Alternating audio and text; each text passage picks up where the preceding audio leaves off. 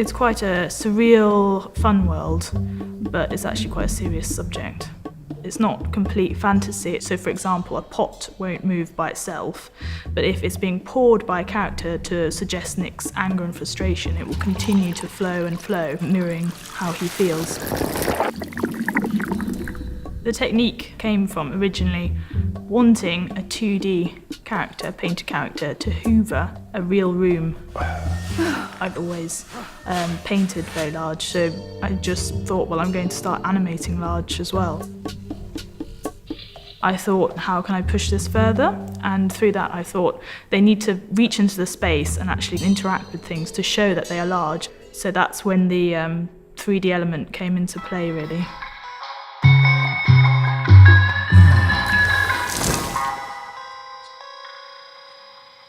The most challenging section was the kitchen, because it was the first time that we actually had two characters acting and the 3D arm element and the interaction with the paper mache, the real world, the non-real world, and that was the first time that I properly worked with Chris.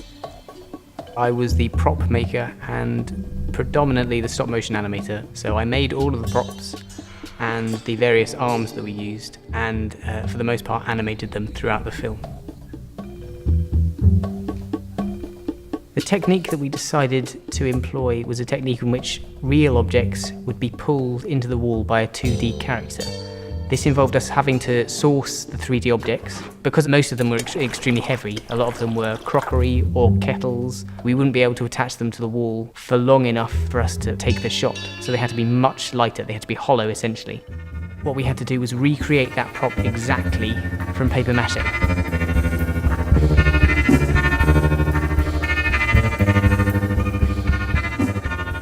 Getting backlights into a 2D world is obviously completely impossible.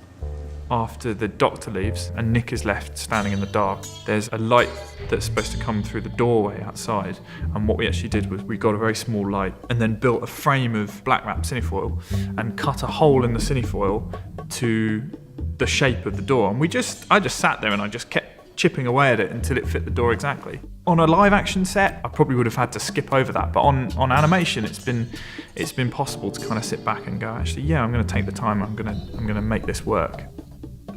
The main obstacle I faced was really convincing people that this would work.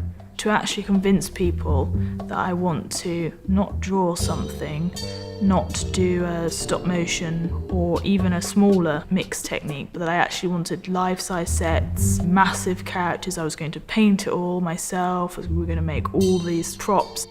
I mean, I think at the time I said very arrogantly that I could probably make 2 in that time, but I definitely wouldn't be able to do that.